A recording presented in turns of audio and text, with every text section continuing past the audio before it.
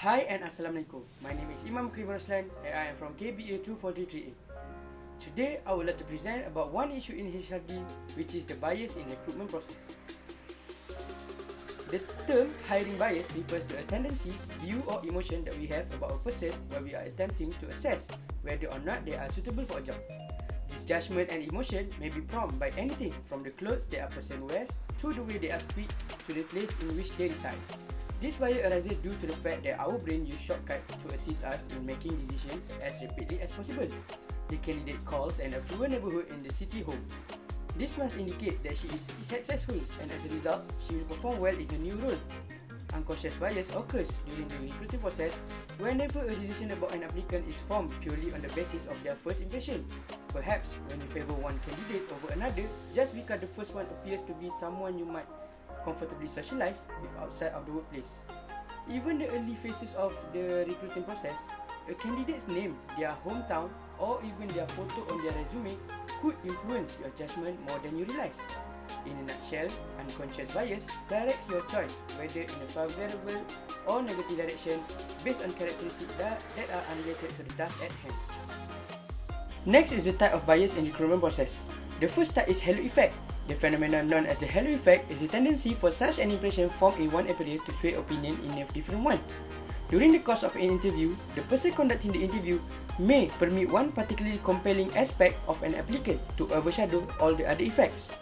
If an applicant is visually appealing, for instance, the interviewer might infer that they are also intelligent and self-assured due to the candidate's outward appearance.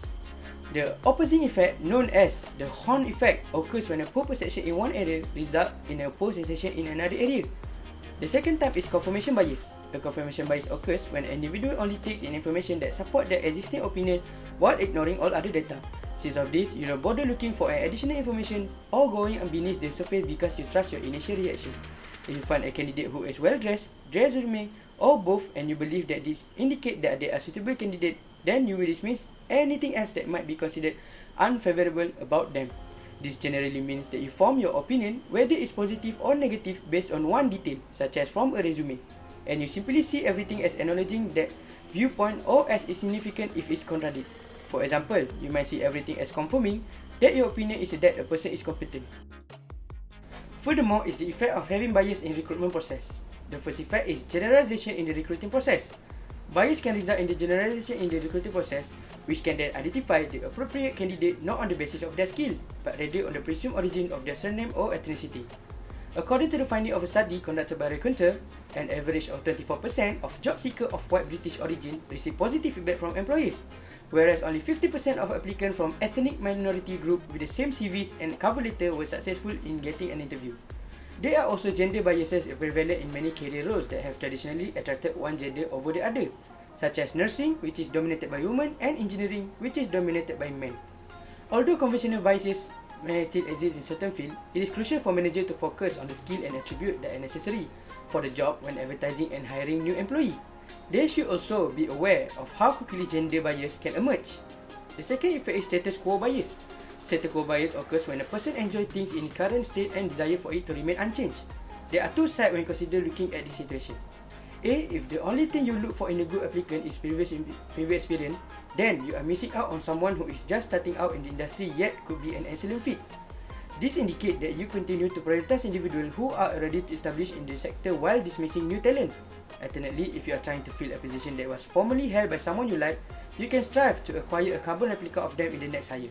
This can make it more difficult for you to find the ideal candidate because it creates internal blinders in your search. The third effect is impact on retention, innovation and lack of diversity. Retention is impacted by a bias. Those who claim they have experienced bias are more than 3 times as likely to state that they are intending to abandon their current job within the next year, with the percentage ranging from 31% to 10%. Innovation can hamper by bias. Those who send prejudice are 2.6 times more likely to indicate that they have concealed idea and market solution over the last 6 months. The effect of unconscious prejudice from bottom up on a firm is enormous. However, it also has an effect from the top down on the same company. Numerous studies point to the role of unconscious bias as a contributor to the lack of diversity that exists in boardroom and executive suite. This in turn impair performance and open the door for firms that are more diverse to acquire a competitive advantage. Hence is what HRD can do to solve this issue. First way is organize your interview to be structured. when it comes to interview, hiring manager may be tempted to favour an unstructured session in order to gain a better feel for an applicant. However, this is not the best way to evaluate someone. Unstructured interview might make it more difficult for hiring managers to benchmark candidates equally, which increases the likelihood that unconscious bias will play a role in the selection process.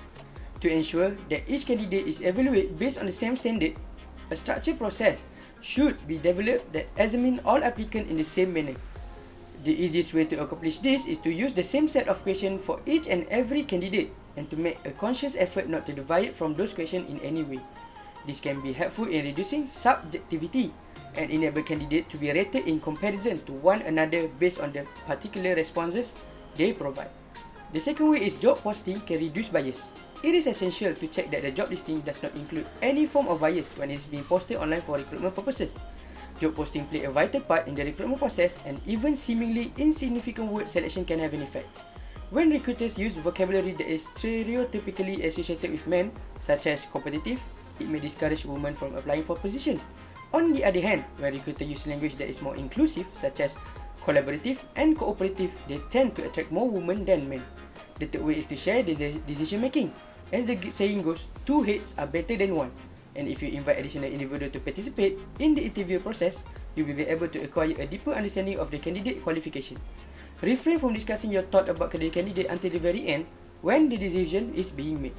You will have the ability to check interview notes, you will have more interview score to compare, and you will be able to expose a candidate's suitability in a more efficient manner if you include multiple different managers in the interview process. This will also lessen the effect of any bias that may have played a role in any of the stages of the interview process.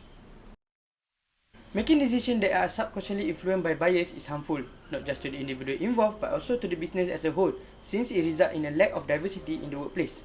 Persons are brought together by diversity in all of its aspects, including but not limited to race, socio-economic, class, gender, and sexual preference, and each of these individuals contribute their own distinctive experience and point of view. Because of the diversity inside firm, improved problem solving, innovation, and careful strategic planning are fostered. In addition, research have indicated that talented candidates look for employment opportunity in settings that are varied. In a word, unconscious bias influence your choice in either a favourable or unfavourable way based on quality that are related to the activity that is now being performed. That's all for me. Thank you.